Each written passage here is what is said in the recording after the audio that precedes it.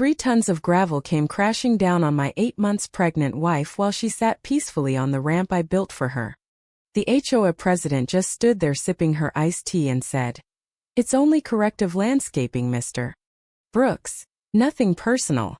By the time the dust settled, she wished she'd never picked a fight with the one guy who knew exactly how to bury her empire instead. I'm Ethan Brooks, digital forensics guy who used to chase corporate fraud for a living.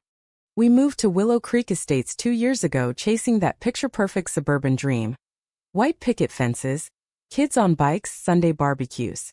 What we got was a beige dictatorship run by Deborah, call me Debbie Langford, chair of the Visual Harmony Committee. She wore pastel cardigans like armor and smiled the way sharks smile right before the bite. The first time she came for me was over my security cameras. I'd installed them after a string of porch pirates hit the block. Debbie sent a certified letter calling them visual pollutants that disrupted the curated aesthetic of Willow Creek Estates. I laughed it off in the community chat. Big mistake. Next thing I knew, half the neighborhood was whispering I was the paranoid new guy spying on everyone. My own mailman started side-eyeing me. I shut up, took the fine, and learned the golden rule of HOA life. Keep your head down or they'll bury it for you. Then Mia's hips started acting up again. Old car accident from her college days. With the baby coming, stairs to the backyard deck became a hazard. So I built her a ramp, redwood, handrails on both sides, gentle slope, everything to ADA specs and city approved. I even planted her favorite chamomile along the edges because the smell calmed her nausea. It was beautiful. Practical. Ours. Debbie hated it on site. The first notice arrived in one of those fancy envelopes with the HOA gold seal. Non-compliant structure creating aesthetic imbalance inconsistent with the design charter of Willow Creek Estates. No mention of pregnancy. No mention of safety. Just visual disruption and a 30-day removal order. I emailed politely, attached the city permit, the doctor's note about Mia's mobility. Debbie replied within the hour. We appreciate your concern, Ethan, but rules are what separate us from chaos. The chamomile is also on the prohibited vegetation list. Too wild, too uncontrolled. Compliance is compassion. Mia laughed when I read it aloud. She's calling chamomile wild? That woman probably thinks breathing too loud disrupts the vibe. We decided to fight it quietly. I filed the exemption. Debbie rejected it in 48 hours flat. Second notice. Final warning, erosion risk to the community hillside. Third notice came with a photo of my ramp taken at dawn like some kind of crime scene. Immediate corrective action authorized under Article 11. I still didn't lose my cool. That's the thing about people who've been slandered before. They learn patience looks a lot like weakness until it doesn't. The inspector they sent was a weasel named Todd from some independent firm Debbie kept on retainer. He showed up in khakis and a polo with the HOA logo stitched on like he was Secret Service. Mia was resting on the ramp bench with her feet up, chamomile tea steaming beside her, humming to the baby bump. Todd froze when he saw her. "Ma'am, you might want to step off the structure," he muttered. "It's my ramp," she said sweetly. "Built for me." Todd took measurements, snapped photos, and left without another word. 40 minutes later the revised report hit my inbox. Potential slope failure exacerbated by unauthorized vegetation. No photos attached. No raw data. Just Debbie's signature approving emergency terrain correction within 72 hours. That night I stayed up running digital forensics on the PDF. Metadata doesn't lie. The file had been created on Debbie's home IP address 2 hours before Todd even arrived. I saved everything. Printed copies. Backed it up 3 ways. Mia caught me at 2 a.m. staring at the screen. "You're building a bomb, aren't you?" she whispered, rubbing her belly. "I'm just making sure if they push, we push harder." She kissed my forehead. "Just don't let them turn us into the villains again." I smiled in the dark. Too late for that. The forged consent form showed up 3 days later, buried in the HOA portal as owner authorization for corrective landscaping. My signature at the bottom looked perfect. Too perfect. The loops on the B and Brooks curled upward in a way I never write. Timestamped from Debbie's personal laptop. iPtrace confirmed it. She hadn't just approved the dig. She'd impersonated me to make it legal on paper. I sat on the porch that evening watching the sun set over the identical beige houses, and felt something cold settle in my chest. This wasn't about gravel anymore. This was about control. Debbie needed to prove she could reach into your life, rewrite your signature, and call it community service. And the neighbors would nod along because nobody wants the next certified letter taped to their door. I didn't tell Mia about the forgery yet.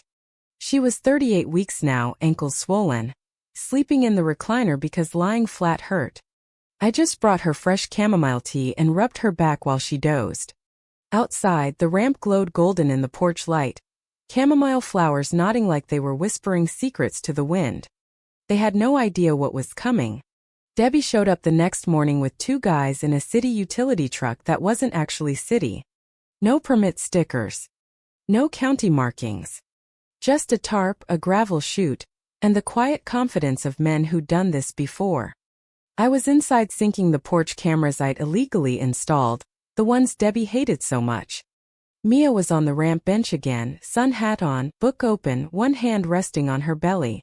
I stepped outside before the first shovel hit dirt. "You're on private property. Show me the county permit." The foreman didn't even blink. "HOA authorization overrides. We're correcting an erosion hazard." "That's not a permit," I said, voice low.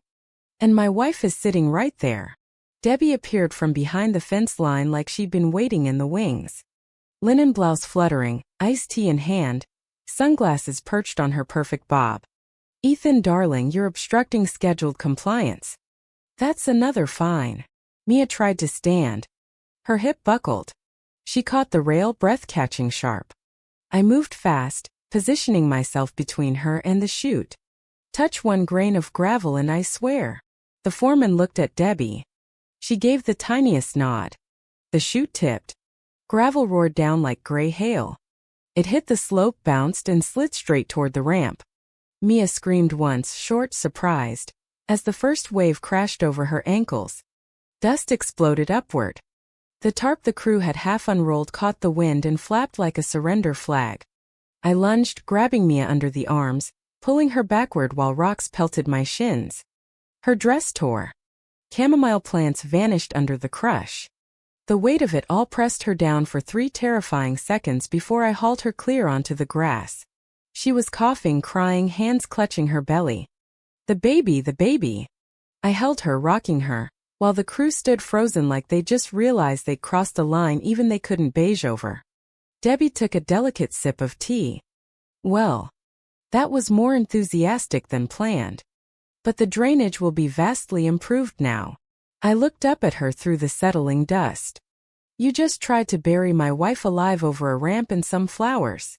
She smiled the way people smile when they think they've already won. "Rules, Ethan. Rules keep us safe." That was the moment the whisper turned into a roar. Neighbors started pouring out. Mrs. Alvarez from across the street had her phone up, recording. Old Mr. Patterson stood on his porch yelling, "What the hell is wrong with you people?" Lisa from 2 doors down ran over with a bottle of water for Mia, face white. The crew suddenly remembered they had somewhere else to be. They packed up fast, gravel chute still dripping, and peeled out without a word. Debbie didn't flinch. She just adjusted her sunglasses. "I'll send the cleanup bill." And the new violation for the torn dress, visual clutter. I carried Mia inside, laid her on the couch, called her OB. While we waited for the paramedics, I opened my laptop and started the final package. Every email. Every metadata log. The forged signature analyzed frame by frame. Todd's original untouched report I'd sweet-talked out of him 2 nights earlier when he showed up drunk at my door muttering, "She made me change it, man." Said it was just paperwork. I had the audio too, his phone recording where Debbie's voice said crystal clear, "Just make the slope risk sound urgent. I need that eyesore gone by Friday." Mia's breathing steadied after the oxygen mask. The baby's heartbeat was strong. But her eyes when she looked at me were different now. Not scared. Furious. "End this, Ethan. For all of us." I kissed her forehead. Already done. The county inspector arrived the next morning. Devin Hurst, mid-50s, face like he'd seen every HOA horror story twice.